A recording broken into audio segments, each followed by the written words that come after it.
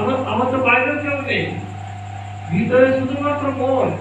মনটাই কিন্তু আমাদের ভিতরে বিভিন্ন রকমের তৈরি করছে, রাজ্য তৈরি করছে, রাজপ্রধান তৈরি করছে, রাজা তৈরি করছে, প্রজা তৈরি করছে, রাজধানী তৈরি করছে। নিজের মনই কিন্তু বিভাজিত হয়ে আমাদের সেই ব্রহ্ম বলছিলেন না যে অহং বহুশ্রায়ণ প্রজায়, আমি একা থেকে আনন্দ পাচ্ছি না, একাকী নইব রে, আমি একা থেকে আনন্দ পাচ্ছি না, আমি বহু হব।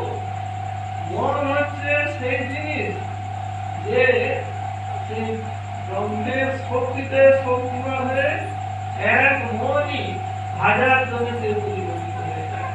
এবং কত কল্পনা, কত অভিনয়, কত নাটক সেখানে তার ভিতরে হয়ে যায়। কাজে দেখুন, এই যে ইন্দ্রিয়ের কথা আমাদের পার্শ্ববর্তী,